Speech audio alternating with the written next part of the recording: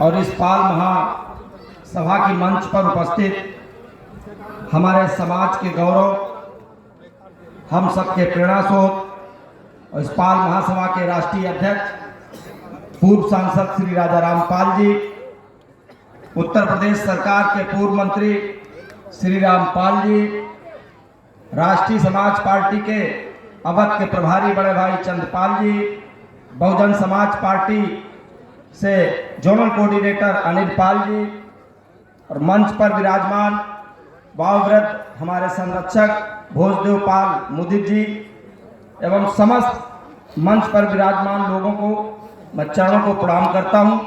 और हमारे सामने हमारे समाज की रीढ़ की हड्डी और आवाज़, हम सबके जो उत्साहवर्धन के लिए यहाँ उपस्थित हैं, जितनी भी माताएं बहनें उपस्थित हैं, मैं सबके चरणों की धूल को माथे से लगाते हुए आशीर्वाद की कामना करता हूं।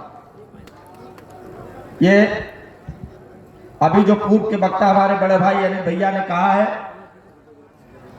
कि इस कानपुर से जब ये कार्यक्रम शुरू किया गया होगा तो दूसरे घर लिए गए, किराए के भवनों में कार्यक्रम किए गए, और लेकिन पाल महासभा निरंतर जब काम करती रही, सबका सहयोग मिलता रहा, इसी से निकलकर लोग नेता बनते रहे, सांसद बनते रहे, विधायक बनते रहे, तो आज हम लोग अब पिछड़े नहीं हैं।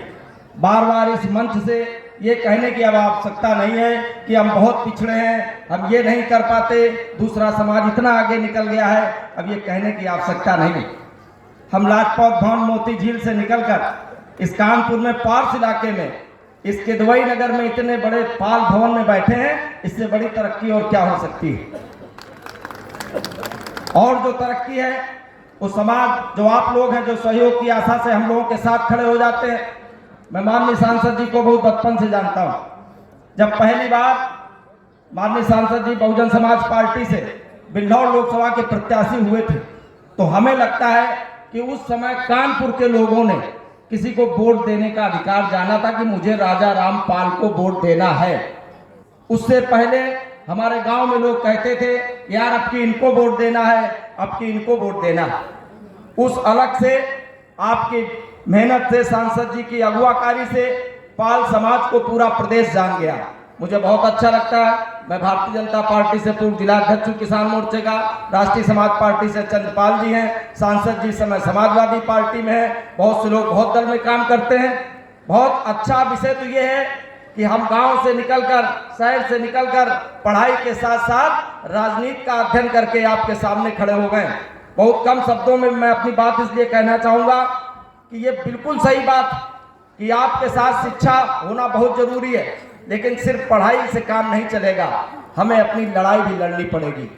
महात्मा गांधी जी के उस कथन को मैं बिल्कुल नकारा करता हूं, जो कहते थे कि अगर कोई एक गाल पे तमाचा मारे तो दूसरा गाल कर दो। अब वो दौर खत्म है। अब तो ये कि कोई अगर एक थप्पड़ मारे तो उसे घूम के पटक के मारो, तभी समाज आपको जानेगा। माननीय सांसद जी की अगुवाई में आज भी वो जिस दल में काम कर रहे हैं, मैं ये विषय नहीं मानता हूं, लेकिन हमारे समाज के जो नेता के रूप में जिसको जाना जाता है पूरे प्रदेश में, जिनकी अगुवाई है, और इस पाल महासभा जो पूरे 75 जिलों में काम कर रही है, उसका अगर श्रेय किसी को जाता है तो माननीय सांसद राजा राम पाल जी को जाता है। ऐसे कार्यक्रम करके तमाम जनपदों से लोग आए हुए, पूरे प्रांत से लोग आए हुए हैं, हमारे जैसे छोटे बड़े लोग आए जो राजनीति कर रहे हैं, कोई मंडल का है, कोई जिले का है, कोई ब्लॉक का है। कम से कम 25 दिसंबर को यहाँ एकत्रित होकर एक दूसरे से परिचय हो जाता है। और ये जो पाल महासभा है, ये हमारे जैसे लोगों को ऐसा मंच देकर ये बताना चाहती है कि आप आगे बढ़ो, पूरा समाज आपके साथ खड़ा है। हम सबके सहयोग से, यहाँ अगुवाई से ये जो हाल बना हुआ है, ये बहुत बड़ी बात है। सत्यदेव पचौरी जी कह के गए हैं, जब कोई जिले का मजबूत ब्राह्मण इस मंच से ये कह के जाए कि सांसद जी कह रहे हैं पचौरी जी नहीं पाल हैं, तो समझ जाओ तुम्हारी ताकत का उन्हें आभास हो चुका है। इसलिए उपस्थिति वो बार बार यहाँ दर्ज करा रहे हैं। इसीलिए उन्होंने इतना बड़ा सहयोग किया है। वो जान गए कि ये समाज संगठित हो चुका है, ये समाज जाग चुका है। अब इस समाज को संघर्ष करने की जरूरत बहुत कम है, सिर्फ एक रास्ता मिलने की आवश्यकता है। मैं एक निवेदन और आग्रह करना चाहता हूँ कि पाल महासभा ने मेरा आवेदन स्वीकार करके मेरा यहाँ दाखिला कर लिया है, मैं अपने दाखिले की उपस्थिति अपने जिले को, अपने समाज को बहुत जल्द दूंगा, ये मैं आपसे वादा करता हूं।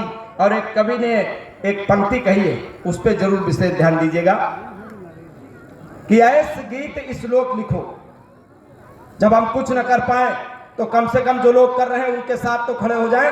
कि ऐसे गीत श्लोक लिखो, दुश्मन गाए कुछ लोक लिखो, फुटकर में नहीं कुल थोक लिखो, मनमानी झोकम झोंक लिखो, फट जाए छाती दुश्मन की, ऐसी भाला की नोक लिखो, ऐसी भाला की नोक लिखो।